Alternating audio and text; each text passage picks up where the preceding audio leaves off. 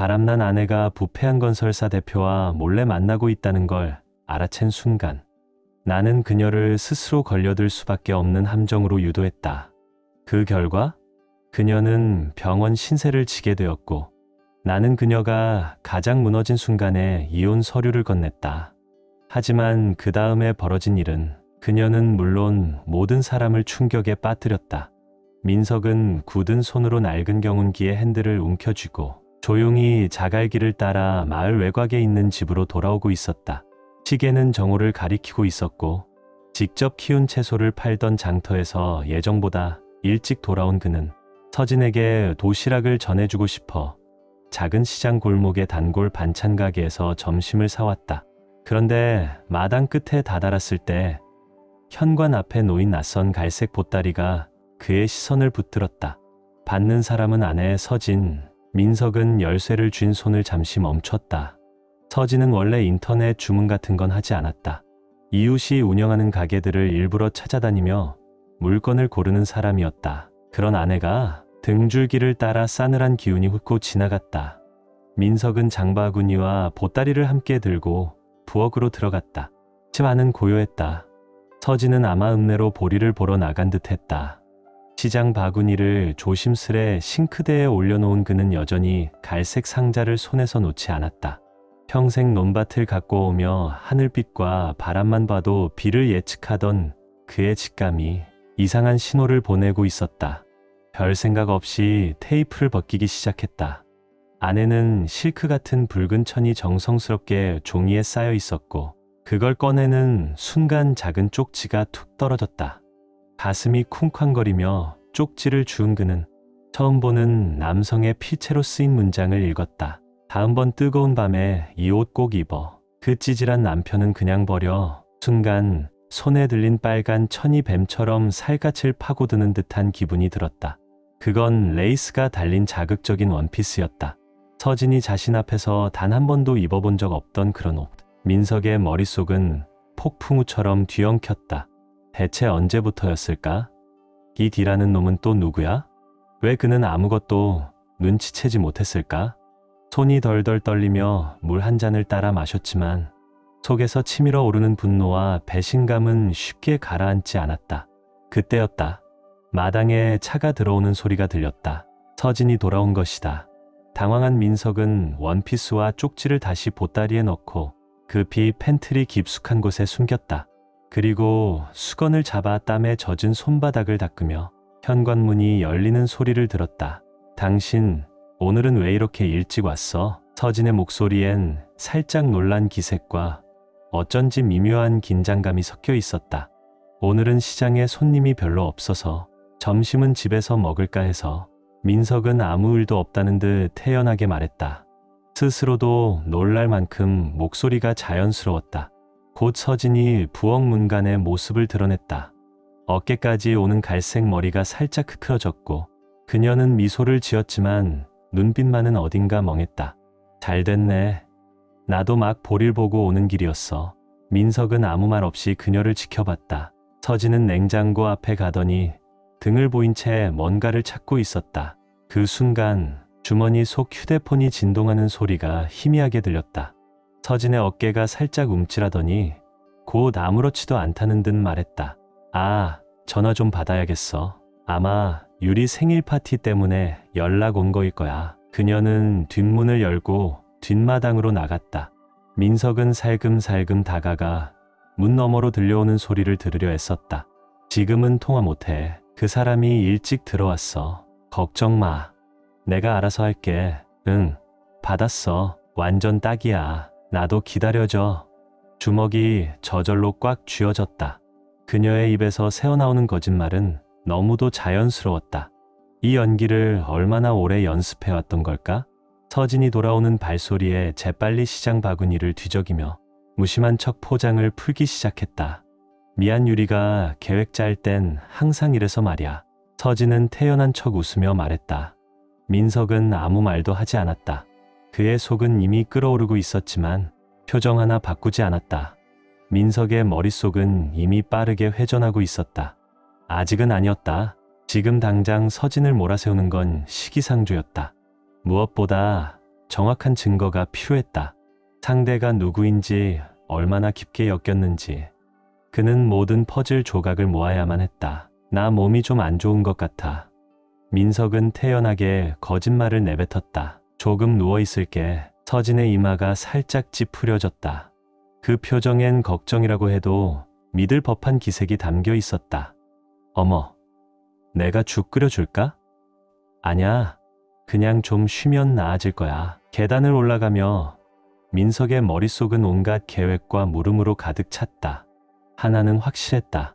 지금 이 순간 이후로 모든 것이 달라질 거라는 것. 그는 침대에 누운 채 천장을 바라봤다. 분노, 배신감, 가슴 깊은 곳을 갉아먹는 통증이 뒤엉켜 감정의 소용돌이처럼 휘몰아쳤다.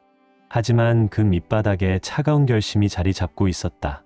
노트북을 꺼내자 손끝이 멈추지 않고 움직였다.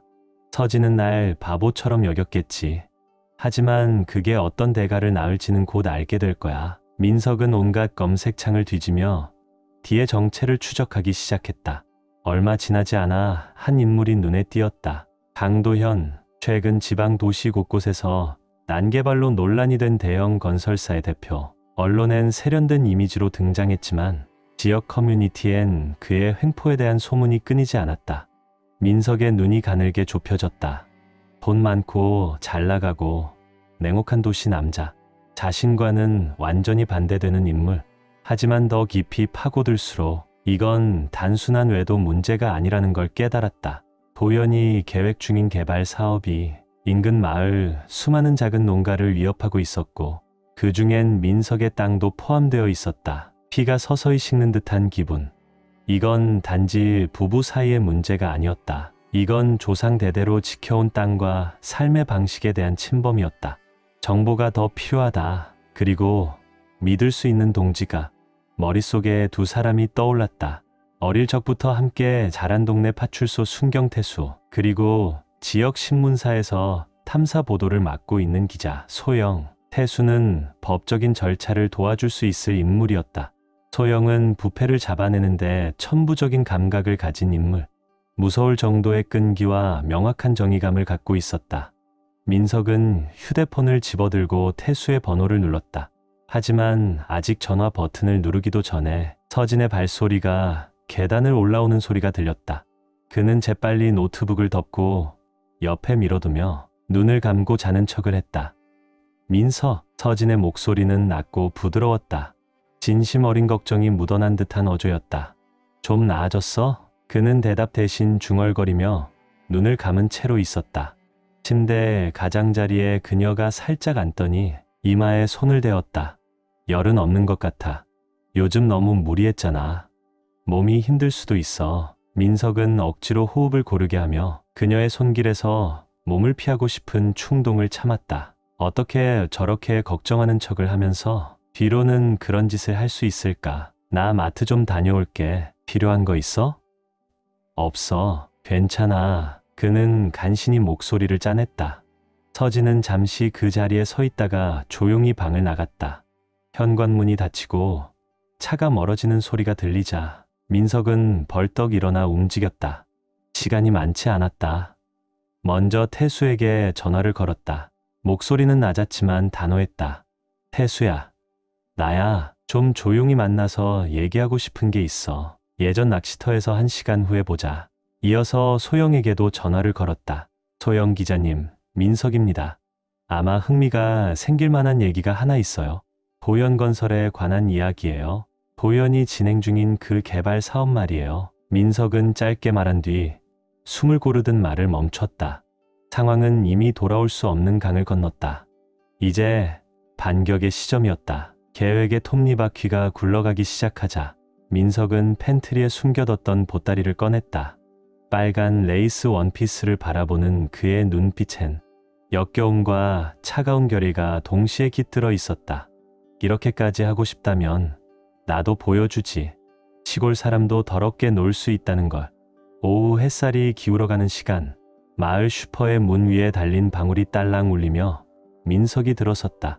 카운터에 앉아 십자말 풀이를 하던 최노인 사장님이 고개를 들었다. 어라, 민석이 오늘 2번째네. 뭔 일이야? 민석은 어색하지 않게 웃으며 다가갔다. 아까 깜빡하고 안 산 게 있어서요. 잠시 뜸을 들이더니 혹시 가려움 유발 가루 같은 거 있나요? 사장님의 눈썹이 우뚝 섰다. 가려움 가루? 그건 또 뭐 하려고? 그냥 사료 가게에 있는 친구들한테 장난 좀 치려고요. 민석은 능청스럽게 웃으며 말했다. 다들 고생도 많고 가끔 웃을 일도 필요하잖아요. 사장님은 고개를 절레절레 흔들면서도 웃음을 터뜨렸다. 장난 잘 안 치던 사람이 무슨 바람이래? 뒤편에 있어. 똥 모형이랑 방귀 쿠션 옆에. 민석은 고개를 숙이며 감사 인사를 건넸고 뒤편 선반에서 작은 통을 하나 집었다. 그때 눈에 띈 건 열쇠나 지갑에 붙이는 초소형 위치 추적기였다. 그리고 그 옆엔 초소형 카메라도 진열되어 있었다. 좋아? 완벽하지. 장바구니에 추가하면서 요즘 너구리가 퇴비장을 자꾸 뒤져서요. 좀 잡아보려고요. 그는 대충 둘러댔다. 집으로 돌아온 민석은 재빠르게 움직였다. 붉은 원피스에 고춧가루처럼 보이는 가루를 조심스럽게 묻혔다. 특히 민감한 부위에 집중해서. 그 다음 원래 보따리 포장 그대로 완벽히 다시 싸맸다. 그리고 서진의 차 운전석 아래 위치 추적기를 은밀히 설치했다. 카메라는 마당 구석 대문이 잘 보이는 위치에 부착했다. 일을 마무리하며 민석의 생각은 아까 만난 태수와 소영에게로 흘렀다. 태수는 처음엔 의심했지만 민석이 보여준 증거를 보고는 곧 심각성을 받아들였다. 두 사람은 당분간 조용히 정보를 모으기로 했다. 소영은 아예 들뜬 표정이었다. 지역건설 부패에 대한 단독 보도를 몇 번이나 꿈꿔왔던 그녀에게 이건 절호의 기회였다. 도연의 토지 매입 내역부터 각종 회계 조작 가능성까지 모두 파헤치겠다고 약속했다. 그때 마당에 차가 들어오는 소리가 들렸다. 서진이었다. 민석은 숨을 고르며 마무리를 재빠르게 끝내고 아무 일 없다는 듯 현관 쪽으로 나갔다. 서진은 양손 가득 장을 본 봉지를 들고 들어섰다. 몸은 좀 어때? 그녀는 여전히 진심인 듯 걱정스러운 목소리로 물었다. 응, 많이 나아졌어. 고마워. 민석은 억지 미소를 지었다. 그거 내가 들게. 함께 식재료를 정리하던 중 민석은 무심한 듯 말했다. 아, 낮에 내 앞으로 보따리 하나 왔더라. 현관에 놔뒀어. 그 순간 서진의 눈이 순간 커졌다. 놀람과 무언가 감춰진 감정이 스쳐 지나갔다. 응? 난 아무것도 시킨 게 없는데 그럼 누가 보낸 건가 보지. 민석은 등을 돌리며 눈빛에 담긴 분노를 애써 감췄다. 그날 저녁 둘은 거실에서 텔레비전을 함께 보고 있었다. 민석은 느꼈다. 서진의 시선이 자꾸 현관 쪽 보따리로 향하고 있다는 것을. 그는 못 본 척하며 말했다. 그 개발 사업 말야. 도연이 한다는 거. 서진의 고개가 휙 돌아갔다. 눈이 커졌다. 그게 왜? 생각해봤는데 우리도 제안을 좀 진지하게 고려해볼까 싶더라고. 서진의 얼굴에 안도감이 퍼졌다. 숨길 수 없을 만큼 또렷하게. 당신 원래는 땅 절대 안 판다고 하지 않았어? 서진의 말에 민석은 어깨를 으쓱이며 아무렇지 않게 대답했다. 세월이 변하면 사람도 좀 바뀌어야지. 나도 마을회에 좀 나가보려고. 어떤 분위긴가 보고 말야. 서진은 고개를 끄덕이며 입가에 얇은 미소를 그렸다. 잘 생각했어, 여보. 그 순간 민석도 텔레비전 쪽으로 시선을 돌리며 입꼬리를 아주 미세하게 올렸다. 덫은 이미 완성됐다. 이제 그들이 스스로 걸려들기만을 기다리면 됐다. 일주일 뒤 민석이 서진에게 그 보따리를 건넨 지 딱 일주일이 흘렀다. 그 시간 동안 민석은 겉으론 아무 일도 없다는 듯 일상을 이어갔지만 속으론 매일매일이 인내의 연속이었다. 서진은 감추는 듯 못 감추는 들뜬 기색으로 날이 갈수록 조급하고 분주해졌다. 그리고 마침내 토요일 아침, 민석은 부엌 식탁에 앉아 신문을 펼쳐든 채 서진의 준비 모습을 지켜보고 있었다. 다녀올게요, 여보. 서진은 평소보다 약간 높아진 목소리로 말했다. 유리 생일 파티 기억하지? 아마 늦게 들어올지도 몰라. 기다리지 말고 먼저 자. 민석은 고개만 끄덕였다. 말이 나오지 않았다. 서진은 큰 가방을 한쪽 어깨에 둘러맨 채 서둘러 현관을 나섰다. 그 안에 붉은 원피스와 함께 또 어떤 거짓말들이 담겨 있었을지 뻔했다. 차가 골목길 저 너머로 사라지자 민석은 망설임 없이 몸을 일으켰다. 손에는 열쇠와 작은 더풀백, 그 안엔 감시 장비가 들어있었다. 트럭 시동을 거는 손이 살짝 떨렸다. 온몸에 아드레날린이 퍼지는 게 느껴졌다. 휴대폰 화면엔 서진 차에 설치한 GPS 추적기에 깜빡이는 점이 그녀가 어디로 향하는지를 정확히 가리키고 있었다. 굴곡진 농로를 따라 이동하던 점은 곧 별빛 여관 앞에서 멈췄다. 읍내 외과, 허름하기 이를 데 없는 그 여관, 참 우아하네. 서진답다. 민석은 중얼이며 여관 주차장 너머 잘 보이는 구석에 차를 댔다. 곧 서진이 차에서 내렸다. 주변을 재빠르게 훑어본 그녀는 한 손에 가방을 든 채 서둘러 12번 방으로 들어갔다. 민석은 이를 악물며 카메라를 꺼냈다. 렌즈는 문 앞을 정확히 조준했다. 기다림이 시작되었다. 시간은 마치 얼어붙은 듯 천천히 흘렀다. 그리고 오래지 않아 윤이 나는 검은색 고급 외제차가 여관 앞에 멈췄다. 내린 이는 역시 말끔한 정장 차림의 강도현이었다. 민석은 화면을 확대했다. 도현이 12번 방 문을 두드리는 모습, 곧 서진이 문을 열며 그를 안으로 들이는 모습까지 모두 또렷하게 담겼다. 속이 울렁거렸지만 민석은 의지를 다잡았다. 이제 이건 단순한 배신의 문제가 아니었다. 정의와 대지, 공동체를 지키기 위한 전쟁이었다. 1시간가량 방 안에선 아무 일도 없는 듯 보였다. 민석은 렌즈를 고정한 채 시간을 기록하며 계속 촬영을 이어갔다. 그러다 갑자기 문이 벌컥 열리더니 서진이 비명을 지르며 뛰쳐나왔다. 몸에는 붉은 원피스 하나뿐. 그녀는 온몸을 긁으며 비명을 질렀다. 악, 따가워, 미쳐버릴 것 같아. 뒤이어 도현도 따라 나왔다. 셔츠 단추는 풀려 있고 머리는 헝클어져 있었다. 뭐야? 대체 왜 이래? 도현은 당황한 채 그녀를 붙잡으려 했다. 서진아, 무슨 일이야? 살 것 같지 않아? 아, 진짜 벗겨줘. 온몸이 다 불타는 것 같아. 서진은 발톱처럼 날카로운 손톱으로 자신의 피부를 마구 긁었다. 살갗은 벌겋게 부풀고 곳곳에서 긁힌 자국이 번졌다. 민석은 침착하게 카메라 줌을 조정하며 모든 장면을 기록했다. 주변 방에서 머물던 손님들이 문을 열고 하나둘 나와 구경을 시작했다. 진정해. 도현은 이를 악물며 사람들 보고 있잖아. 프로젝트 생각 좀 해. 프로젝트고 나발이고. 서진은 울먹이며 소리쳤다. 이젠 진짜 못하겠어. 이젠 못 참겠어. 거짓말, 숨어서 만나는지, 민석을 속여서 땅을 팔게 하려던 것까지. 다 끝이야. 서진의 외침에 민석의 눈썹이 번쩍 올라갔다. 이토록 명확한 자백이 나올 줄은 몰랐지만 떡이 굴러왔는데 마다할 이유는 없었다. 여관 직원들이 뛰쳐나와 휴대폰으로 구급차를 부르기 시작하자 민석은 조용히 카메라와 장비를 정리했다. 그는 자신이 원하는 것보다도 훨씬 강력한 증거를 손에 넣은 셈이었다. 차에 올라타 여관을 뒤로 한 채 조용히 출발하며 민석의 입가엔 의미심장한 미소가 번졌다. 진짜 불꽃놀이는 이제부터였다. 읍내 파출소 안, 태수는 컴퓨터 화면을 응시한 채 눈썹을 찌푸렸다. 민석이 익명으로 보낸 영상 파일은 그 어떤 말보다 강력한 증거였다. 어릴 때부터 함께 컸고 처음엔 친구의 말을 반신반의했지만 이 영상 앞에서는 부정할 수 없었다. 세상에. 태수는 머리를 쓸어 넘기며 낮게 중얼거렸다.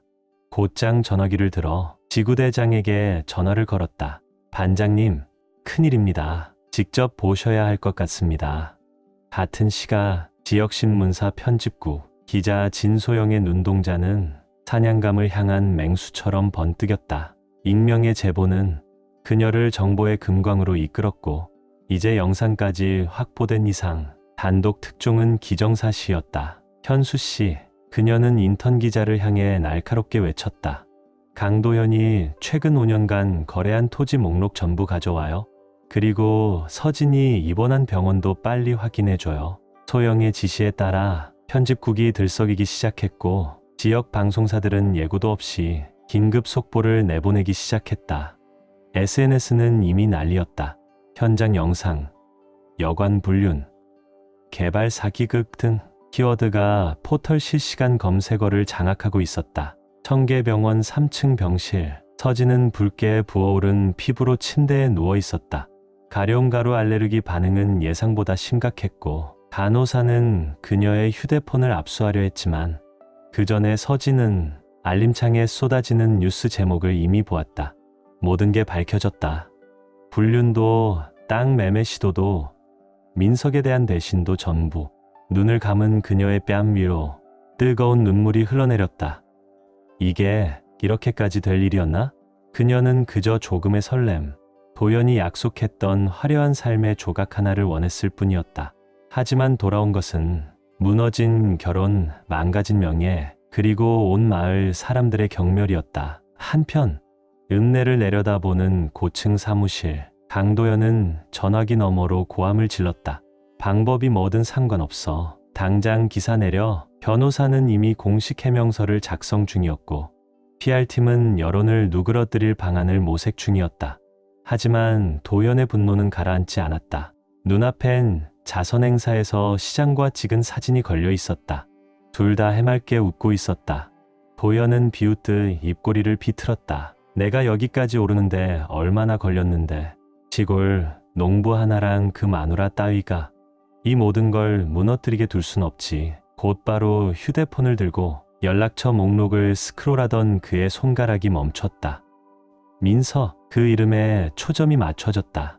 한적한 밤, 민석은 부엌 식탁에 앉아 있었다. 잔 속엔 위스키가 절반쯤 남아 있었고 그의 눈빛은 멍하니 벽 한 점을 바라보고 있었다. 이 순간이 올 걸 알고 있었지만 막상 현실이 되니 그 무게가 피부에 와 닿았다. 그때 집 전화기가 울렸다. 민석은 한참 동안 수화기를 바라보다가 천천히 손을 뻗어들었다. 청계리 민석 댁입니다. 그는 속을 뒤흔드는 복잡한 감정을 억누르며 차분하게 수화기를 받았다. 민석 씨, 오랜만이네요. 익숙한, 너무도 매끄럽고 건조한 목소리, 강도연이었다. 이제 우리 조용히 이야기 좀 해야 할 것 같네요. 제안이 하나 있습니다. 민석의 손에 쥔 전화기가 덜컥 흔들렸다. 이 순간 그가 계획을 세우고 버텨내며 참아왔던 모든 것들이 무너질지 완성될지를 가르는 갈림길이었다. 듣고 있소. 민석은 속내 하나 드러내지 않은 목소리로 말했다. 도연은 숨죽인 채 회유와 거래, 때로는 협박을 암시하는 조건들을 하나둘 읊기 시작했다. 민석은 가만히 눈을 감았다. 속으로는 분노가 차올랐지만 겉으로는 철저히 평정심을 유지했다. 지금은 받아줄 척해야 했다. 시간을 벌어야 한다. 소영이 더 깊이 파고들 시간, 태수가 법적 수단을 준비할 시간, 이제 마지막 수순이었다. 민석은 끝까지 이 판을 지켜볼 생각이었다. 집 밖에선 사람들이 모이기 시작했다. 민석이 익명으로 제보한 환경 피해 문제는 곧바로 확산되었고 이제 농장 입구엔 작지만 강한 목소리의 시위대가 팻말을 들고 구호를 외치고 있었다. 밤이 내린 청계리, 그 밤은 그 어느 때보다 무거웠다. 배신의 씨앗은 부패, 위선, 그리고 복수의 그물로 자라났고 그 중심엔 단 한 명의 농부가 서 있었다. 진실 하나와 흔들림 없는 의지로. 한때 가족의 온기가 가득하던 부엌은 이제 전쟁의 작전실이 되어 있었다. 민석은 노트북과 수많은 서류를 앞에 두고 식탁에 앉아 있었다. 며칠 동안 밝혀진 진실들은 강도연의 제국을 흔들어 놓기에 충분했다. 그때 자갈길에 차가 들어오는 소리가 들렸다. 민석은 고개를 들었다. 서진의 차였다. 서진은 문을 열고 마치 무너진 듯한 걸음으로 들어섰다. 눈가는 붉게 부어 있었고 그녀는 작아 보였다. 자신이 저지른 일에 무게에 눌린 듯 했다. 민석아, 그녀는 거의 속삭이듯 말했다. 뭐부터 말해야 할지 모르겠어. 정말 미안해. 민석은 아무 감정도 담기지 않은 얼굴로 그녀를 바라봤다. 그래, 그 어떤 말로도 용서받을 수 없어. 그의 말투에 서진은 몸을 움찔했지만 간절하게 말을 이었다. 제발 우리 다시 해볼 수 있을까? 내가 다 잘못했어. 진심이야. 사랑해. 잠시 민석의 마음속 어딘가에서 과거의 따뜻했던 기억이 스쳤다. 하지만 그 기억은 곧 서늘한 배신감과 함께 사라졌다. 사랑? 민석의 목소리는 차가웠다. 그게 사랑이야? 내 땅을 팔아넘기려고 도연이랑 짠 게, 하루하루 거짓말로 덮은 그게. 서진의 얼굴은 구겨졌다. 그런 게 아니야.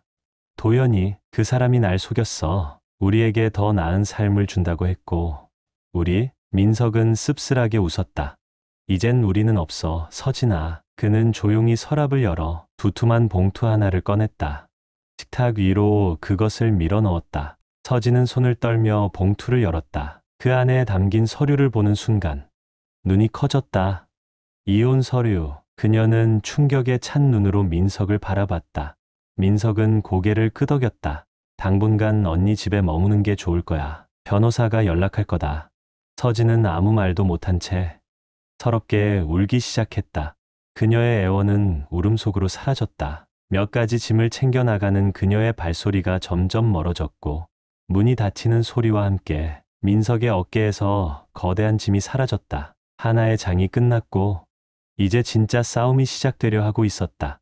한편 강도연은 자신의 고급 사무실 안에서 전화기를 부여잡고 있었다. 그의 얼굴엔 초조함과 분노가 교차하고 있었다. 도연의 맞은편에 앉은 사람은 각진 턱과 날카로운 눈빛의 변호사 이현석이었다. 그는 한 무더기 서류를 넘기며 입을 열었다. 상황이 좋지 않습니다, 사장님. 민석 씨에게 제안했던 그 뇌물시도 모두 영상에 녹화돼 있었습니다.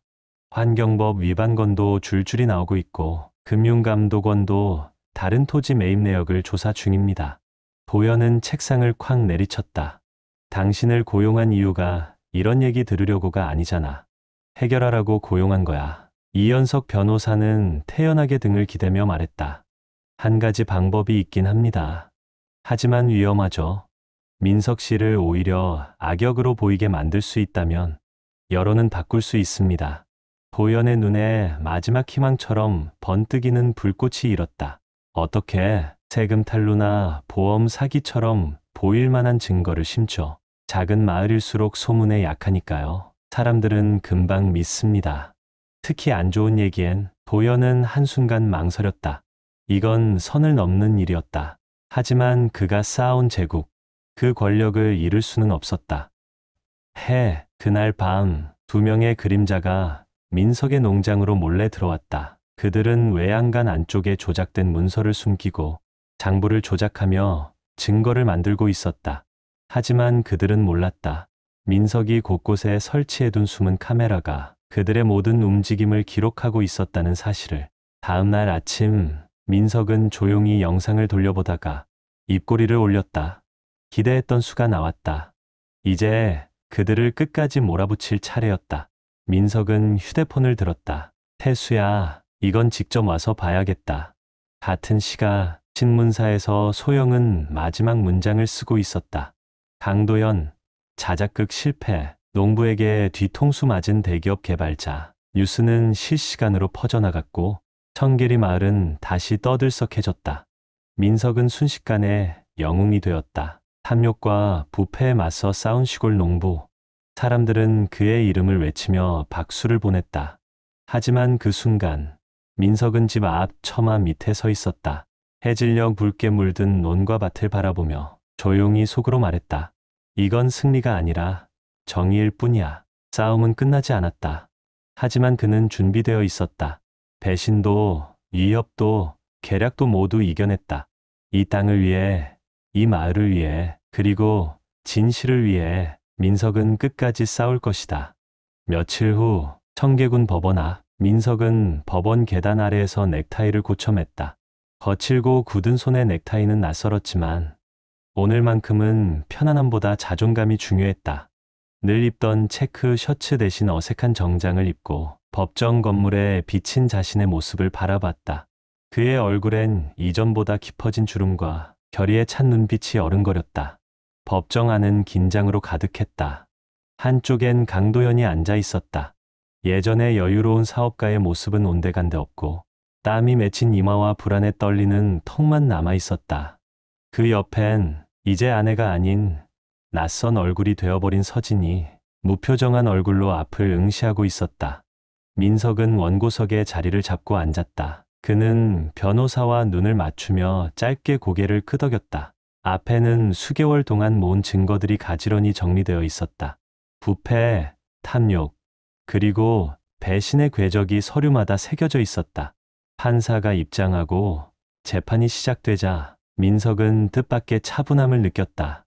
이제 모든 고통과 밤샘의 대가가 밝혀지거나 무너질 순간이었다. 첫 타격은 빠르고 강렬했다. 민석의 변호사는 도연이 민석에게 뇌물을 제안하는 장면이 녹음된 음성을 법정에 틀었다. 민석 씨, 이 일 조용히 마무리하는 게 좋지 않겠소? 가격을 말해보시오. 누구나 값은 있으니까. 법정에 낮은 웅성거림이 퍼졌고 도연은 자리에서 더 깊숙이 주저앉았다. 얼굴은 잿빛으로 질려 있었다. 이어지는 증거들은 도연이 수많은 유령회사를 앞세워 허위 환경보고서를 작성하고 토지개발 인허가를 받으려 했던 정황이 명백하게 드러난 서류들이었다. 증거가 계속 쌓일수록 도연의 얼굴은 점점 피가 가시듯 창백해졌고 서진은 고개를 숙인 채 마치 존재 자체를 숨기려는 듯 보였다. 하지만 결정적인 한 방은 예상치 못한 곳에서 나왔다. 기자 진소영이 수개월 동안 취재한 과거 도연의 부패 스캔들이 정리된 기사 시리즈가 증거자료로 제출되었다. 도연의 오랜 관행과 권력 유착의 실체가 법정 안에서 낱낱이 낭독될 때 판사는 안경을 벗으며 조용히 주위를 둘러보았다. 본 법원은 제출된 압도적인 증거에 따라 원고인 민석 씨의 손을 들어줍니다. 판사의 목소리는 단호하고 명확했다. 갤러리에서 일제히 탄성이 흘러나왔다. 민석은 깊은 한숨을 내쉬며 등에 얹힌 무거운 짐이 조금 내려간 것을 느꼈다. 강도현 건설은 청계리 지역 농민들에게 손해배상을 전액 지급해야 하며 민석 씨의 토지는 원고 소유로 완전 귀속됩니다. 도연은 벌떡 일어나 얼굴을 일그러뜨리며 소리치려 했지만 변호사는 그를 강제로 앉히며 귓속말로 진정시켰다. 법정은 잠시 혼란에 휩싸였고 그 가운데 민석은 조용히 서진을 바라봤다. 잠깐 그들의 시선이 마주쳤다. 그녀의 눈엔 스치듯 지나가는 감정이 있었다. 후회, 두려움, 그리고 곧 시선은 피했다. 가정법원 절차는 그에 비해 한없이 간단하게 끝났다. 공공연한 불륜과 부패 연루가 명백했던 서진은 이혼 합의에서 아무것도 얻지 못했다.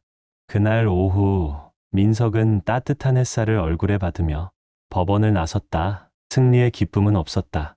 그저 정의가 시현되었다는 묵직한 만족감, 그리고 모든 것의 대가로 남은 깊은 피로감. 싸움은 이겼지만 전쟁은 이제부터였다. 삶을 다시 세우는 것, 무너진 공동체의 신뢰를 되찾는 것, 그것이 진짜 민석의 과제였다.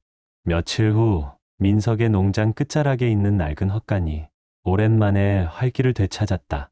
페인트는 바래고 지붕은 휘었지만 오늘 그곳은 새로운 시작의 공간이었다. 청계군 곳곳에 농민들이 모였다. 세대를 이어 이 땅을 지켜온 이들. 걱정과 주름이 얼굴에 깊이 새겨져 있었지만 그 눈빛엔 오랜만에 희망의 불빛이 비치고 있었다. 민석은 느꼈다. 사람들은 이제 그를 대기업에 맞선 영웅처럼 바라보고 있었다. 하지만 그는 안다. 한 번의 승리로 모든 위협이 사라지지는 않는다는 것을. 탐욕스런 개발자들은 언제든 다시 올 수 있고 공동체는 언제든 또다시 무너질 수 있다. 그래서 그는 싸울 것이다. 자신의 땅을 지키기 위해, 마을을 지키기 위해, 그리고 진실을 위해. 여러분, 민석은 헛간 안 조용한 공기를 가르며 입을 열었다. 우리가 겪어온 일들, 그걸 이겨낸 것, 그건 끝이 아니라 시작입니다. 그는 협동조합이라는 계획을 설명했다. 작은 농가들이 힘을 모아 자재를 공동 구매하고 외부의 위협에 함께 대응하는 방식이었다. 우린 함께일 때 더 강해집니다. 민석의 목소리는 점점 힘을 얻었다. 이 땅은 단지 땅이 아닙니다. 우리가 이어온 삶이고 우리 아이들이 물려받을 유산입니다. 그걸 지켜냅시다. 반드시 헛간 안 사람들의 눈빛이 달라졌다. 두려움 대신 결심이 피어났다. 고개를 끄덕이는 이들, 등을 곧게 세우는 이들. 민석은 그 변화의 중심에 서 있었다. 모임이 끝난 뒤에도 사람들은 남았다. 악수를 건네고 격려를 전하고 조합에 대해 이것저것 묻기 시작했다. 오래 비어있던 공간엔 다시 온기와 목적이 생겼다. 하지만 모두가 그 희망을 공유한 건 아니었다. 읍내 외곽, 낯선 원룸. 한때 민석의 집이라 불리던 곳을 떠나 서진, 아니 이제는 서진이라 이름 붙인 여인이 창밖을 바라보고 있었다. 그녀는 모든 것을 잃었다. 집도, 돈도, 친구도. 한때 자신을 웃으며 맞이하던 마을 사람들은 이제 그녀를 수군거리며 피했다. 서진은 떨리는 손으로 와인잔을 들었다. 자신이 잘못했다는 건 안다. 하지만 완전한 삭제는 너무 가혹하지 않나? 그녀의 입가엔 쓴웃음이 맺혔다. 그 순간 불현듯 한 가지 생각이 스쳤다. 가서 용서를 구하자. 무릎 꿇고 빌고 다시 시작하자. 그 사람 마음 한구석엔 아직 사랑이 남아있을지도 몰라. 그 시간 허름한 여관방 한쪽에선 강도현이 방안을 왔다 갔다 하고 있었다. 사업은 무너졌다. 소송은 산처럼 쌓였고 수십 년 쌓은 명성은 산산조각 났다. 그리고 그 모든 원인을 그는 단 하나의 이름으로 요약했다. 민서. 그 시골 농부 하나가 자신을 무릎 꿇게 했다는 현실이 도연을 미치게 만들었다. 화가 치밀어 오른 그는 반쯤 남은 위스키 병을 집어 거칠게 벽에 던졌다. 병이 산산이 깨지고 갈색 술이 벽을 타고 흘러내렸다. 도연은 거친 숨을 몰아쉬며 차가운 결심을 다졌다. 끝난 게 아니야. 이번엔 내가 빼앗을 차례야. 그 시각 민석은 집 앞 툇마루에 서 있었다. 멀리 펼쳐진 논과 밭, 가문이 대대로 지켜온 이 땅은 이제 그 어느 때보다 소중했다. 그리고 그가 미처 눈치채기도 전에 그녀가 오고 있었다. 멀리서도 단번에 알아볼 수 있는 걸음걸이. 서진. 민석의 턱이 무의식적으로 굳어졌다. 언젠가 이 순간이 올 줄은 알았다. 하지만 조금 더 시간이 필요했다. 감정의 파도를 막을 방어막을 다듬을 시간. 그녀는 가까이 다가오며 입술을 달싹였다. 절박함이 눈에 서려 있었고 목소리는 간신히 이어졌다. 민서가 제발, 나 정말. 하지만 그는 조용히 손을 들었다. 그녀의 말을 막았다. 하지 마. 그의 목소리는 낮고 단단했다. 무슨 말을 하러 왔든 하지 마. 서진아, 부탁이야. 나도 알아 내가 잘못했어. 하지만. 잘못? 민석의 웃음은 차가웠다. 그건 실수가 아니었어. 우리가 함께 쌓아온 모든 걸. 당신은 계산하고 배신했어. 내 땅을, 내 조상의 유산을 돈 몇 푼에 넘기려 했잖아. 그건 실수가 아니야. 서진아. 민석은 담담히 말했다. 그건 선택이었어. 서진의 뺨 위로 눈물이 흘러내렸지만 민석의 눈빛은 여전히 변하지 않았다. 그녀는 이제 그가 한때 사랑했던 여인의 얼굴을 쓴 낯선 존재일 뿐이었다. 미안하지만, 그는 조금 부드럽게 말했지만 이젠 여기엔 너를 위한 자리가 없어. 가야 할 시간이야. 서진은 어깨를 떨며 돌아섰다. 소리 없이 흐느끼며 뒷모습만 남긴 채 멀어졌다. 민석은 그 모습을 조용히 지켜봤다. 무언가가 마침내 완전히 닫히는 순간이었다. 아팠지만 맑은 아픔이었다. 시간이 지나면 아물 수 있는 상처. 그는 보지 못했다. 멀리 나무 그늘 속에 숨어 이 장면을 지켜보는 한 인물. 강도현. 그의 눈엔 증오가 칼날처럼 번뜩이고 있었다. 아직 끝나지 않았다. 진짜 악몽은 이제 시작될지도 모른다. 가을 햇살이 길게 뻗은 그림자를 만들던 날, 청계리에서는 수년 만에 처음 열리는 추수축제가 한창이었다. 바람은 사과향과 호박 내음을 담아 불어왔고 아이들의 웃음소리와 음악이 공기 속에 흐르고 있었다. 민석은 축제장 끝자락에서 사람들을 바라보고 있었다. 시장 골목에는 마을 농산물이 한가득 진열되어 있었고 며칠 전만 해도 남남 같던 이웃들은 이젠 마치 오래된 친구처럼 웃으며 대화를 나누고 있었다. 오 깜짝이야. 등을 두드리는 손에 민석이 놀라 돌아보자 태수가 파이 접시를 들고 씩 웃고 있었다. 꽤 모였지? 태수는 손에 들린 파일을 들어 보이며 말했다. 이 모든 게 가능했던 건 바로 너 덕분이야, 민석아. 민석은 불편한 듯 어깨를 으쓱였다. 그냥 할 수 있는 걸 했을 뿐이야. 태수는 잠시 진지한 표정을 지었다. 아니야, 대부분은 도망쳤을 거야. 넌 맞섰어. 우릴 위해, 마을을 위해. 그때 축제장은 조용해졌다. 시장님이 임시 무대 위에 올라 마이크를 두드리고 있었다. 여러분, 조용히 들어주시겠습니까? 둥글둥글한 체형에 콧수염을 기른 시장의 목소리가 울려 퍼졌다. 이 축제를 가능하게 만든 주인공을 소개하려 합니다. 어려운 시기에 우리가 하나가 되어야 한다는 걸 일깨워준 사람, 민석 씨를 무대로 모시겠습니다. 사람들이 일제히 박수를 치며 민석을 바라봤다. 그의 얼굴엔 붉은 기운이 돌았다. 어서 올라가. 태수가 웃으며 등을 살짝 밀었다. 이제 마을의 주인공이잖아. 민석은 무대로 향하며 군중 속에 익숙한 얼굴들을 보았다. 기자 진소영은 노트를 들고 그에게 엄지를 치켜 세웠고, 예전엔 조합을 비웃던 노인들도 이젠 고개를 끄덕이며 인정의 눈빛을 보내고 있었다. 구해낸 농장 주인들은 아이들과 함께 웃고 있었고, 그 눈엔 진심 어린 감사가 담겨 있었다. 마이크 앞에 선 민석은 가슴 속 감정이 치밀어 오르는 걸 느꼈다. 그는 깊게 숨을 들이쉬며 말했다. 여러분, 그의 목소리는 담담했지만 또렷했다. 저는 말 잘하는 사람도 아니고 그냥 여러분처럼 흙 묻히며 사는 농부입니다. 하지만 지난 1년은 정말 많은 걸 깨닫게 해줬습니다. 그는 조용히 고개를 들었다. 정직은 말이 아니라 매일의 선택이라는 걸, 버틴다는 건 넘어지지 않는 게 아니라 넘어져도 다시 일어나는 거라는 걸. 사람들은 숨을 멈춘 듯 그의 말에 집중했다. 그리고 가장 중요한 건 우리는 함께일 때 강하다는 것. 이 축제는, 이 마을은 저 하나 때문이 아닙니다. 우리 모두의 것입니다. 아이들에게 물려줄 진짜 유산입니다. 말이 끝나자 박수는 마치 땅속 깊은 곳에서부터 터져나왔다. 사람들의 마음속 어딘가에 오랜만에 희망이라는 불씨가 살아난 순간이었다. 무대에서 내려온 민석은 곧장 마을 사람들에게 둘러싸였다.